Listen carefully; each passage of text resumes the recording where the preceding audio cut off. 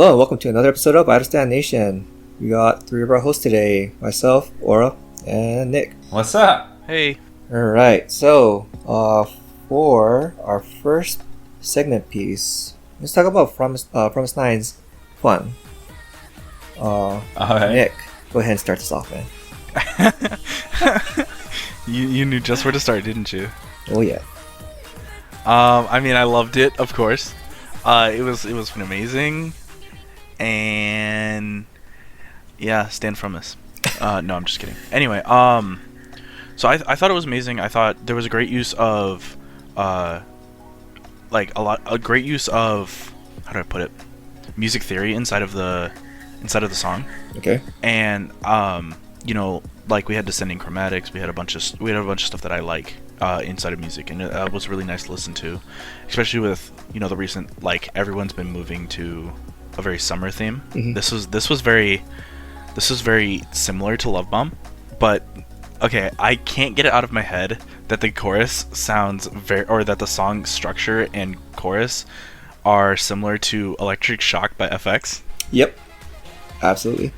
And I can't get it out of my head now that I've like heard it, and it's honestly like, so when I listen to it now, I'm like, huh, that's weird. But at the same time, I still really like it. Electric Shock was my favorite song from FX. Okay. What about you, Aura? So I thought the music video itself was really funny. Cause you also I'm not sure if you guys noticed, but it was pretty obvious, but who knows? Maybe it wasn't obvious to everyone. But the music video had a lot of, I guess, parody project items or whatever. Yeah. Like, it was, I believe, Filmus Sweat or Fanta. In place of Bacardi, yeah, Fanta. Clear and clean instead of clean and clear. Yeah. It was a fun concept. But this is where Nick is gonna hate me. It isn't one of my favorite songs to start this summer. It's not something I'll put. It's not something I'd put on repeat, and that's why I say Nick is gonna hate me for this. I mean, it's nice to listen every once in a while, but it's not something I'll have on repeat. Yeah. Another hint that throw hands. So another hint that I saw that Aura didn't really care much for the song itself was that he started off with talking about the music video itself and not the song. That's usually a pretty good indication of how Aura feels about a song. I mean, not always. I've been keeping track for the past few episodes. Well, I'm trying to hit the music video part first as much as possible because that's what I understand the most. But I'm still upset. I'm not saying it's terrible. I'm just saying it's not for me. Okay. It's fair enough. It's fair enough. Like, I don't think it's a bad song. It's just not a song that I'm going to actually go out and play to my heart's content. Right. It's a good song. That's really all I gotta say. Aura's trying his best to keep himself off of Nick's list. Well, so I know Safi's gonna kill me later. When she hears this episode, she's gonna kill me later. So I'm trying to save as much of my rear end as possible. All right, so I'm in the video. I'll make sure to put like a warning across the screen. Safi, make sure you put your coffee or tea down before you watch this part.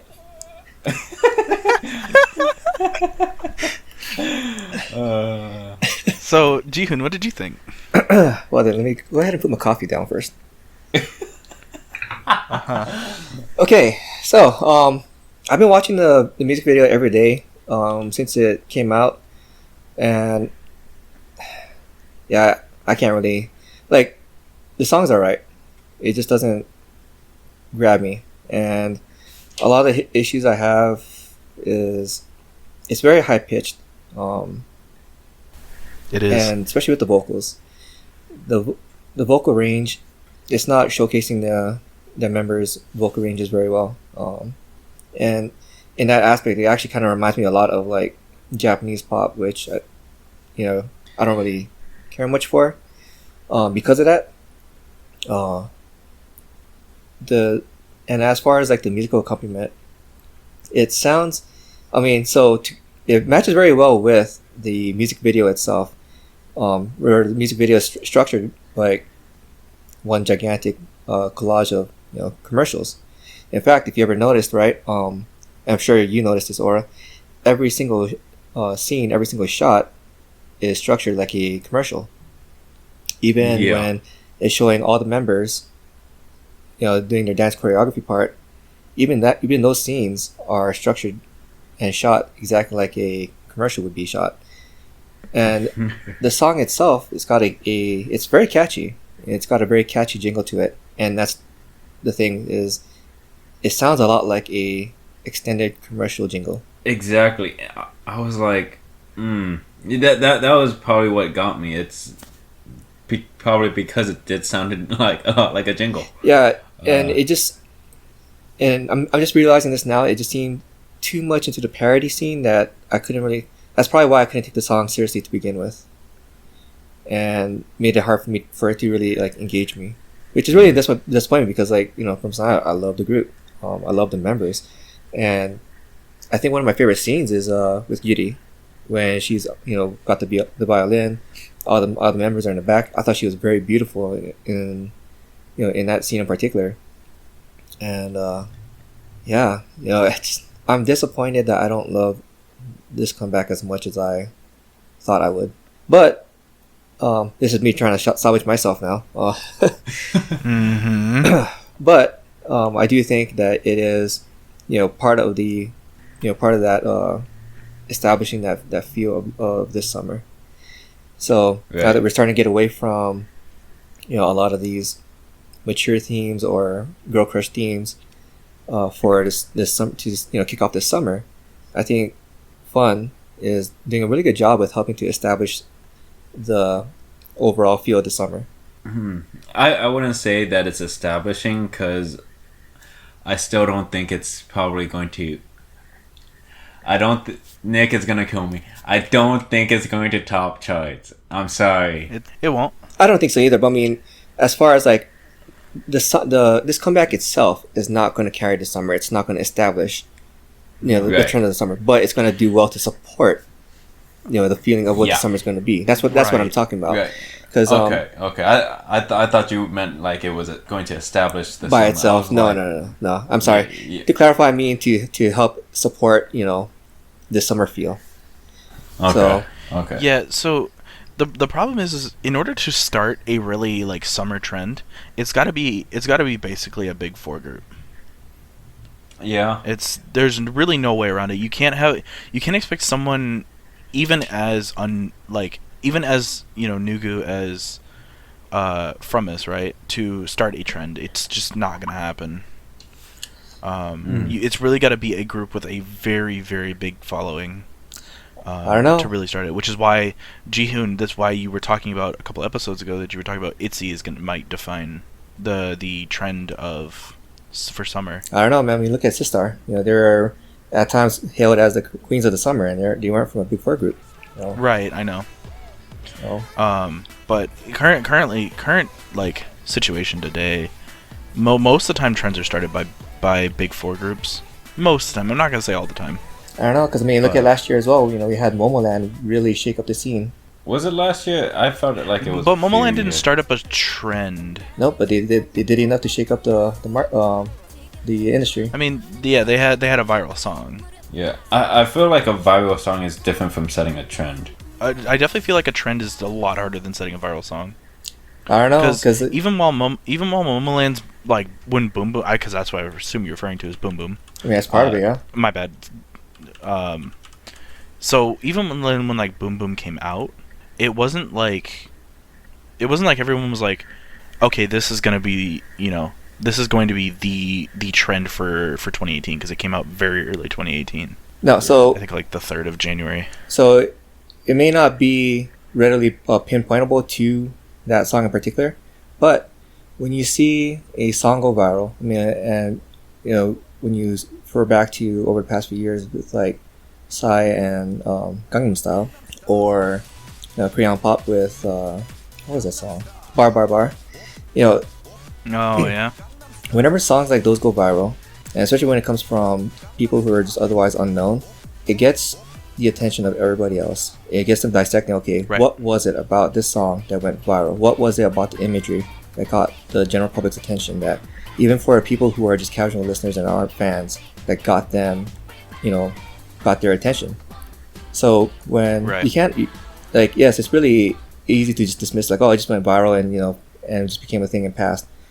Sure, while many groups fail to follow up on their viral hits and successes, there's still no denying that they will help shape the industry as a whole with that. And it gets them, again, like I said, it gets them analyzing, trying to figure it out, and trying to take away some of those successes, some of the things that made that viral song a hit. Mm-hmm. What was it that got us onto this piece? It was the fact that you were saying that From Miss 9, or because the miscommunication of From Miss 9 Of setting a trend. supporting the trend, yeah. Yeah, so I mean, you can. Which, I mean, they will do, but yeah, definitely. I shouldn't say really Nugu, because From Us is just not a really Nugu group, because you can get really small with groups. But From Us is of a smaller group, Yes. and so it's going to be a lot harder for them to do a lot in support. Now, there were stats on how fast like Fun was growing, and Fun is growing at a really fast rate. It hit 1 million views in like 26 hours, which is Pretty good for what they normally do. super fast comparatively, because Love Bomb did it in like 5 days, Right. Okay. and Love Bomb is currently sitting at like 14 million views, Yeah. which for their group is really good. Mm-hmm. Yeah. Yeah, so Yeah. they've got some momentum going, and it looks like that momentum was established with, or being furthered along from their previous comeback with Love Bomb, and Fun. It's really that, it's a fun song, it's a fun MV, and now that we're into summer, like I said, I think it's doing really good to help support with what's going on or support the upcoming trends for the summer, whatever it's going to be, whatever route it takes us. So as far as other summer music videos, why don't we move on to Would You Sonya's Boogie Up? Nick, have you seen it? I have. What about you, Oro? I've seen it.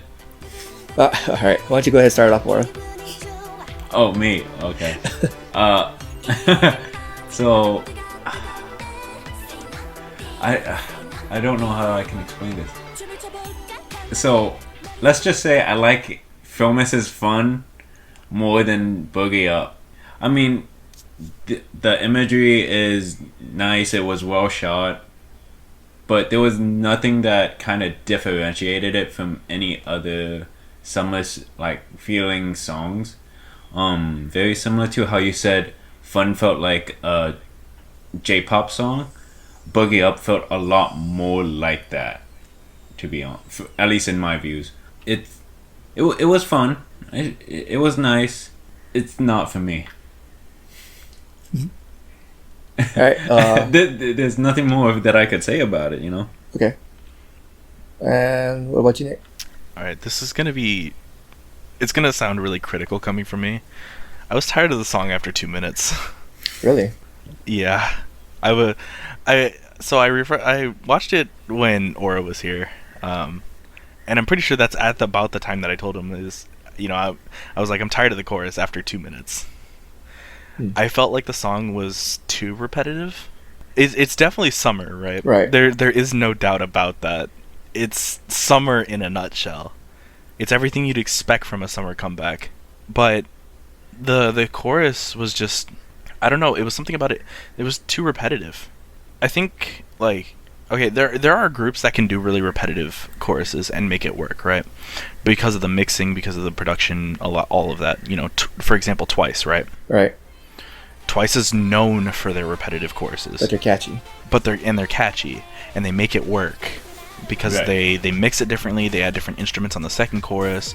There's a breakdown third chorus, or if there isn't, then there's a breakdown before or after the third chorus, giving it a bit different vibe, stuff like that. But for this, it didn't feel that way. It was, first off, it was the same mix for for first and second chorus, and so it just felt like it was going on and on and on. Yeah.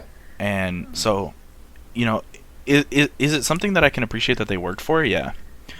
Is it something I'm going to listen to again? Probably not. This is also my first WJSN comeback. Actually, it's pretty much the first song I've listened to from them. So I came in with kind of a neutral tone to the group at first, and I don't have a bad tone with them now. It's not a song for me. Okay. I mean, for me, I've never really been a fan of WJSN. I mean, I don't dislike them, but I'll listen to them. I've heard a couple of their songs. I wouldn't say I loved them all or I hated them all. I've just been fairly neutral myself as well. So, but yeah, Boogie Up definitely wasn't one of my favorites of their releases. Okay. Mm-hmm. How about you, Jihyun? So with Boogie Up, I actually like this more than I like Fun. It was actually a music video that I actually wanted to, watch, and it wasn't, as opposed to like with Fun where I kind of had to like get myself to watch it every day. I always watched the two. I was watching the two music videos back to back every day since they came out, because they came out on the same day. And one of the things I noticed with Boogie, and this is something I just realized maybe a few months ago with one of Luna's songs. There's songs that are meant to be you're supposed to like sit down and listen to, and there's other songs that are really more of like a club jam, and this song is definitely more of a club jam. When you look at the balance of the vocals and the musical accompaniment, it's not vocally biased. It's really like more focused on the beat, and the vocals support the beat. So I can see where you're coming from with saying that the song is repetitive, because it's a dance jam. So you're not really supposed to sit down and just listen to the song. It's really meant to be played in the club, and you're supposed to dance on the dance floor. So or at a party, whatever. So I can definitely see that. As far as the actual music itself, the musical accompaniment, I liked that it was more layered compared to Miss Promise, and that was for Fun. And that was one of the other things I had about the musical accompaniment with For Promise 9's Fun, was that it just felt really shallow. Like it sounded kind of shallow. So I mean, they both. Again, for me, they both kind of sounded shallow. I feel like they're going to support the summer, but they're not going to be trendsetters. They're not going to be like, I wouldn't say that they're going to be memorable, I guess. Well, I didn't mean like shallow in terms of like meaning. I'm talking about like the actual for like musical sound, because with Fun, it was very high pitched overall. Boogie Up, I guess the depth comes from the bass, from the various bass lines that we were hearing through Boogie Up. So right, imagery, it's a summer music video. It's showing all the same summer vibes, and I mean, I liked it because I like the members. They're all a bunch of crackheads. So, I was able to enjoy that, because if you know the members, if you've seen their reality shows, you know their personalities. You see a lot of the personalities come out with this music video. And as far as like the previous music videos, this is about as close as you get to seeing their actual personalities in a music video. So that was another thing that I appreciated with it. I mean, for this music video, it actually reminded me of last summer. So I wouldn't say it like comparatively it's good, but I want to say that the imagery itself, it reminded me a lot of G-Friend's Sunny Summer. Yeah, I could see that. And I was going to say, for me, it reminded me a lot of like last year's Lovely's Wagzak. So, because it was a lot, and just like with Sunny Summer, it's a lot of that, they're wearing the summer attire. feel.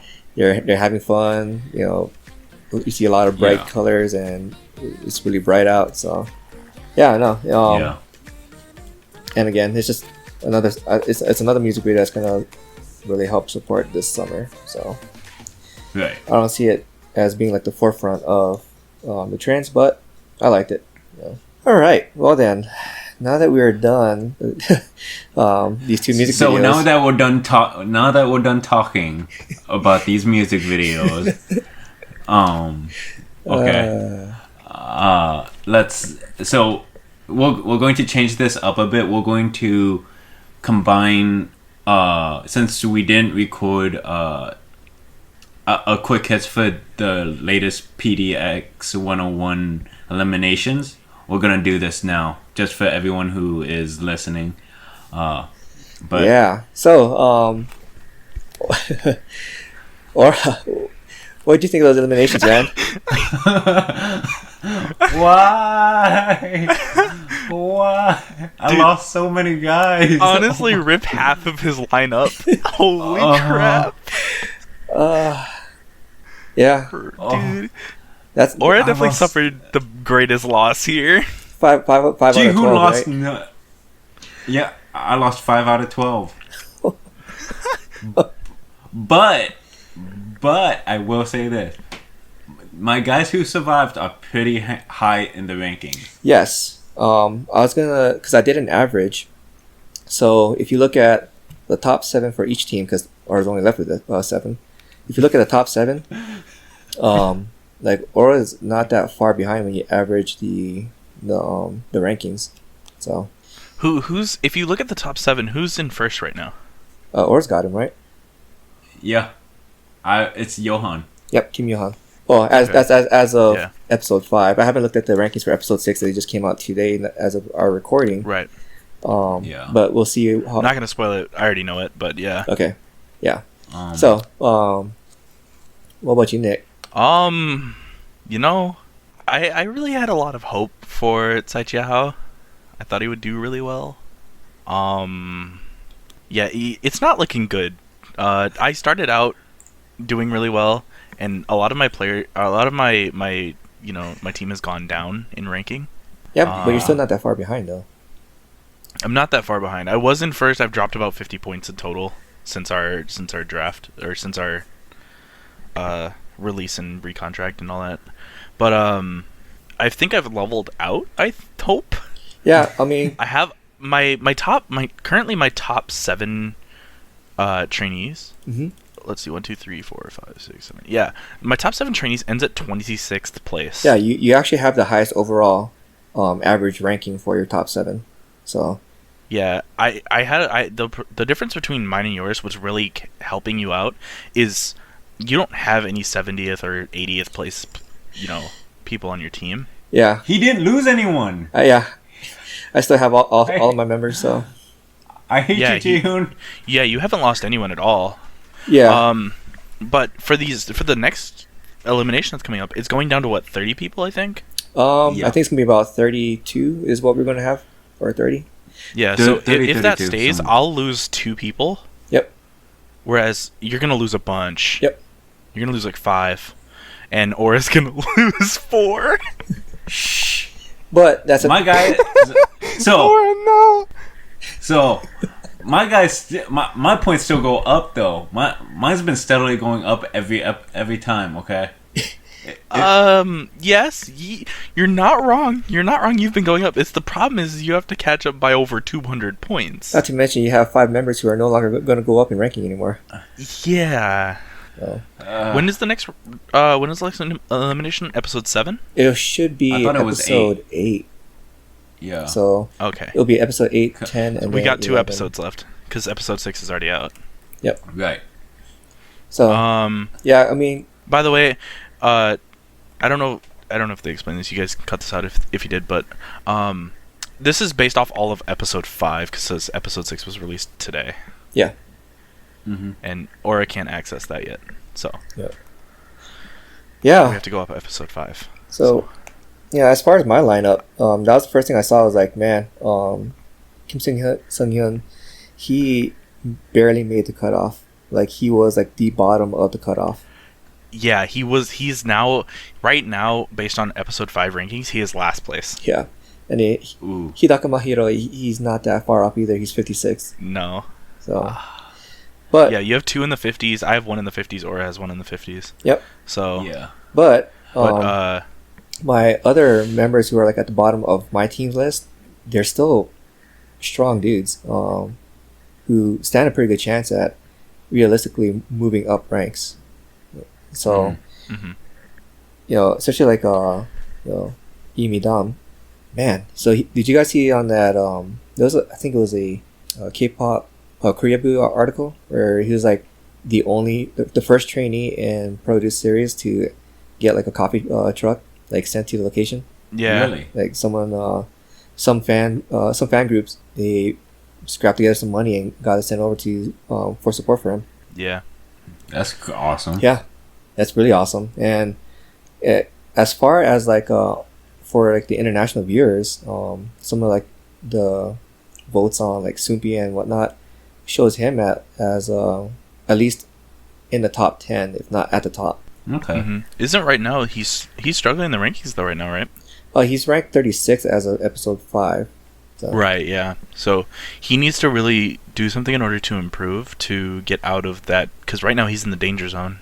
Yeah, Mhm. Problem is he keeps getting shoehorned into showcasing like his rap skills or whatnot, and but he's a vocalist, and Right. from the first 2 episodes, they always showed him at his weakest. So he hasn't really had he hasn't been really portrayed very well so far. Mm-hmm. Yeah. So this is the one that I really want to talk about with you guys. From our trades, No. so well, starting with myself, I actually traded up with all 3 of my trades because all 3 of my dudes that I traded out ended up getting cut. The highest ranked was like 69. Aura, he traded up on pretty much all his members actually. Yeah. Yeah, all 3 of his trades were a trade up. And then Yeah. Nick, Wasn't 2 of mine eliminated? was that One, 2 of mine eliminated? 2 of your Of my trades? It was one of your trades that got eliminated. Oh, okay. And then for the one that did not get eliminated, the one that you for it was Wang Kunho. You traded him out for someone else that ended up ranking higher. Oh, it was your top dude, Kim Johan. Yeah, Johan. Yeah, I traded him for Johan. Yeah, so that was a huge trade up. Oh, yeah, for sure. Yeah. So, Nick, why don't you go ahead and talk about your trades? So, I don't know if anyone remembers, but I traded out Jo Sung-yeon because I didn't believe he would do well. He's doing well. And mildly regretting it. Currently, as of episode 5 rankings, he ranked 28th. He's right behind Lee Eugene. But I will say, I will say, you have to think about I traded him out for Sundong Pyo, Which is a trade up. which is a trade up. You probably should have kept him and traded out Zai Hao. But I mean, in total, all jokes aside, in total like rank and points traded, I definitely ended up in the better place, because I picked up the 3 people I picked up are all really high placed, even still currently. Yes. Sung Dong Pyo, Lee Eugene, and Park Sun Ho. Yep. Lee Eugene is actually 1 place above Jo Sung-yeon. So you still end up trading up, regardless. Yeah. Yeah, 1 place. And then obviously, Park Sun Ho is doing insanely well. Yep. Mm-hmm. He's currently sitting at 14th, Yeah. and Sung Dong Pyo is sitting at 7th. So I definitely traded up. It's just right now I need to focus on somehow beating Kim Yo-han. No. Man, that's a tough one, dude. All right, look. All right, we talked about this before, but Dong Pyo did so well as a center. He did. I could see that. I could see that dude being center. So, yeah, so can I. But I need the points. All right, look, you can be second. Just beat out Kim Min-gyu, and you're No. fine. No, I need the points. I am 200 behind you guys. Okay, I need the points. Kim Johan needs to stay on top. Okay. All right, but what's more important here? What's more important? Having one extra point or having a good center for the final group for 5 years? One extra point. Wow. Wow. Okay. I guess take everything you can get, but for all the listeners out there, I'm just joking. It's the center for the next 5 years.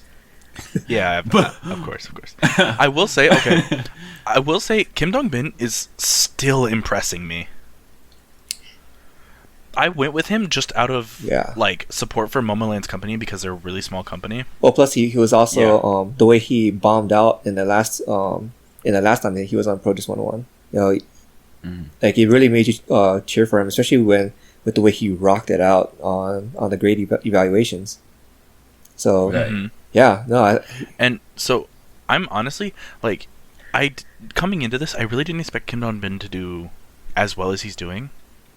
But I'm really happy for him, and I'm really supporting him. Yeah, he's probably like one of the most underrated picks out of everyone in here. And so I'm really supporting him. Honestly, I find myself supporting Umedama a lot. Yeah, because I feel like he could do really well, but he's not really getting an opportunity. No, like you said, he's got a lot of talent. He's got that, I want to say, charisma. It's just not being shown. Yeah, he just hasn't had a really good break as far as the scenes that are showing of him. But I will say Hamwon Jin, he's ranked 10th right as of episode 5, and he's really exceeding my expectations. So yeah, I mean I was cheering on for him, especially when when you saw that it looked like he was the sole survivor right after the grade evaluations when the rest of his label mates got X or D ranked, and then Aura's Songhyun Jun, man, he's doing so well, and he really deserves the rank that he's got, being ranked 3rd. Right. We really got to see a lot of his heart, really. So who else has been defying your expectations, Aura? So I'm trying to remember the Thai guy. The one who was, him. Surprisingly he caught my radar, and the other one that caught my radar, but unfortunately I think he barely got cut. Timothy. Oh yeah, man, he was so close too. Right, I felt so bad. Because what was it? He ended up ranked like 61st or 60th or something like that. Like he was. I know he was literally he was at the cutoff. Yeah. Point. Like he was a cutoff. He showed him as one of the candidates for it. So man. Yeah. Yeah. Timothy was ranked 61st. Yeah. Yeah. So he was 2 places out. So unfortunate. Yeah. That Nam Donghyun, he's also is doing better than I thought he would. Yeah. So he's still in a dangerous spot. He was at rank 52nd, but he still did pretty well. I mean, he was as slow as he was to pick up on like choreography and whatnot. He overcame it with hard work, and he's got a sweet personality. So it's hard to really want to bash any of these guys really, because they all have shown themselves to be pretty awesome dudes. Yeah. So I will admit this. I ugly cried. Oh yeah. Yeah. So hard episode 5. When the trainees who were international started speaking their own language, when that really caught me off guard when they all did that. Yeah. And then when Tony started speaking in Korean, it shows that he's actually really trying, even though his Korean isn't that great. He's doing his best to basically muster up his courage to speak another language, because if he does make it, he's gonna have to speak Korean. Yeah, but he did pretty well though. I mean, the lines that he rehearsed for that, he did really well. Right. Who else? Oh, Hidaka Mahiro. Like when it came to him too, like, oh man, yeah, they got me too. Yeah. When he was speaking Japanese and I forgot what exactly he said. Oh yeah, like, talk about how his family like cheering him on and whatnot. Oh my god, dude. Yeah, they got me. Honestly, I will say I'm kind of surprised with how poorly, people from like YG, for example, are doing. Oh my god, yeah. Yeah, I mean, 56 coming and from 54. a place like, coming from a place like YG, you should be excelling in this. Yeah. And Yep. honestly, it could be that they're being judged a bit harsher than everyone else. Expectations and reality. Yeah, expectations and constant letdown and. Well, Yeah. weren't they on YG Treasure Box as well, or am I wrong? Yes. Yep.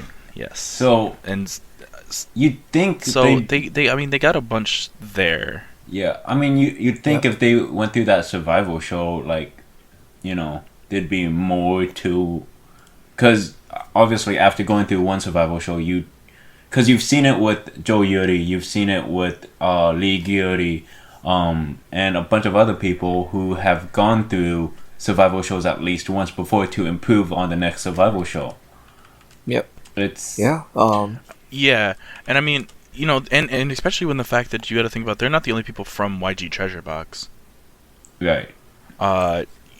Lee Madame, right? Mm-hmm. All from YG Treasure Box. Yeah, but look at where And he so is. if he can perform, and even him, he's not performing well, not performing to the best that everyone thinks he can. Yeah, Right. but it's also based on his screen time. He's sitting at 36th, right? Yep. But if all of them were on YG Treasure Box and the ones that actually stayed in YG, because obviously Midama's no longer in YG, Right. And they can continue receiving, for lack of a better term, Big 3 training, they should be much better than where they are in the rankings. Right.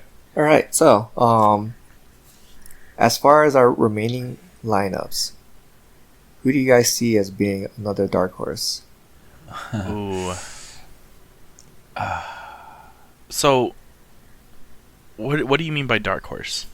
Give me some. Someone. So dark horse is the unexpected.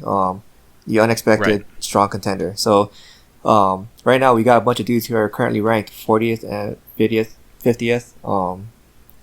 Among those, that area, right? Mm-hmm. Who could possibly actually rise up out of there and make it like into the top 20 or top 10? Oh, there's a lot to choose from. Yeah. Honestly, I would really like to see. I said it kind of a little bit before, but I would really like to see Midam just shoot into the top 10. Yep. Yeah. I think that would be a really big dark horse, especially if he gets to showcase his vocals. Yes. I think it would benefit him well, and he'd climb in ranking. Yeah, and for me, I'm thinking of like from Aura's lineup, Parkin Sol. Mm-hmm. Yeah. Oh yeah. He's someone I can see him like suddenly shooting up like 10, 20 places. Because he also got some pretty good screen time in the last couple episodes. I also honestly he didn't get it as much though. I think like someone like from Aura's lineup as well, Williams Kim Min So. Yes. I think he's someone provided he gets the screen time he needs. I think he's someone that could really go up there. Like seriously. Yep. I feel like your guys' choices definitely get a lot more screen time than a lot of mine, but like don't get me wrong, I'm rooting for all of our guys. Yeah, same here. I am still heartbroken about the ones that I lost and the ones that Nick lost. You definitely have a graveyard in your backyard at this point. And you're fixing to expand onto it by episode 8 if your ranking stays similar. You're expected to lose another 4. Hey, so I don't care if at least 3 or 4 make it into the lineup. Okay, into the final lineup. Okay. Yep. If I can get 3 to 4, I'll So be could happy. you imagine if Aura does a clean sweep with his remaining 7 Oh my god! And just gets like 7 people in the top. in the top 11. 7? No, in the top 7 in the top 7. Imagine that. Mhm. Okay, so I have a question. Okay. Are you? What are you expecting from the top 11 rankings to change from episode 5 to episode 6? Because we haven't seen episode 6 yet. Ooh. And what are you expecting like from the future of top 10? So for the top 11, for the top 10, I'm expecting 5 to remain in top 10, but another 5 to get like knocked out, and some other like people just shoot up in there. That's what I'm expecting. Mm-hmm. So then my question is: are you expecting big changes in the top 10 from, especially with episode 5 and how it went? Absolutely. Are you expecting like massive changes in ranking? Absolutely. I think Kim Yohan and Kim Min-gyu, they'll still remain like in the top 10. Maybe not so much in the top 2 positions as they currently are, but I think there's gonna be a big shakeup. So I think Lee Min-kyu might be at number 1 right now. Kim Min-gyu? Just a gut feeling. I haven't seen anything. Obviously, yeah, we haven't. I think Johan went. I don't think any of us have watched episode 6 I think yet. No, I'm going to after we get done recording though. Yeah, same. Right. But no, I think Johan might have dropped at least 1 or 2. I will say I am worried about like Cha Jun-ho and Park Sun-ho. Yeah, because I feel like they really haven't been showcased well. no, not at all. Lately? Not especially in the last episode. Right. I don't remember them at all in the last episode. I only remember Park Sun-ho being shown as like just like kind of like struggling to fit into the group's concept, and that's about it. You know what I recently noticed in episode 5? What's up? And this probably has to go comparably with his rank. Jo Sung-in is getting shown more and more and more. And I'm gonna be honest, I'm not sure I like that. It's not fair. I mean, I like it. I support. Oh yeah, him, I support him. Don't get me know. wrong, everyone that's watching. Don't get me wrong. I really support him. Me and Aura originally fought over him. Yeah, I remember. To get him into our lineups, but he wasn't showcased at all. I didn't have faith in him, and I should have. Yeah. So yeah, as far as that goes, I should. I'm thinking I should have picked him up. It's okay. I'm thinking I should have never dropped him. But yeah, so I mean, I'm really worried about Cha Jun-ho and Park Sun-ho because they haven't been showcased, and usually when people aren't getting showcased, they really drop. Right. And at the same time, what's been going on with Sung Dong Pyo? I know. I heard someone in one of the trainees did get injured. I'm going to guess it was him. Considering it you've seen him with the finger cast or whatever thing. Yeah. Oh. But I think he got injured on stage, or during practice on stage or whatever. Let's see. And that's also really concerning for his position where he's currently sitting. Right. Because it can affect his ranking really bad. I mean, I'm not saying he's going to drop 20 places. Can't perform, but no. But if he can't perform because of an injury, if he can't perform as well with an injury, that's going to be unfortunate unless he joins like a vocal. If it's going to be similar to split between dance and music or vocal or whatever. I believe it was last season, right after the first elimination. If he goes to a vocal, and he won't have to worry about dancing, All right. Because he's shown that he's got a lot of skills. All right. Let's go ahead and get ready to move on to the quick shots. But right before that, let's talk about Eugene for a little bit. He's starting to look like a potential idol, right? Especially at that last episode. Yeah. He's coming along with the skills. One of the other trainees. Yeah, exactly. That too, He it's the way he did his hair, but also just the way he carries himself now, because he was really stone faced from the first couple episodes, right? And from his Right. self promotion video. So it's really interesting to see How he's more of his changed growth. From basically an actor, from a child actor to an idol, or So he's another. somewhat I'm of looking an forward to idol. seeing his growth. Definitely. Yeah. And I really hope he grows a lot. Yep. All right. So I'm looking forward to the Hong Yi though.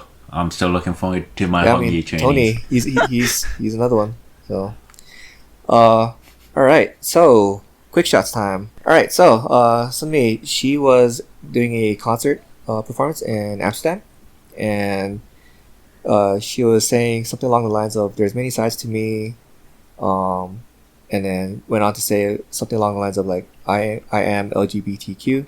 Paused. Well, in the middle of that pause, the crowd just started cheering. So they took it as her coming out, and Twitter just blew up. She became like one the top trending name, I believe, on Twitter, and and then she had to release a clarification on what she meant to say. Basically, she meant to say that she supports LGBTQ. Okay. Oh, Yeah. yeah. Yeah. Okay. Yeah, ended up I was like, I didn't hear about this. so it ended up being a pretty funny gaffe, I guess.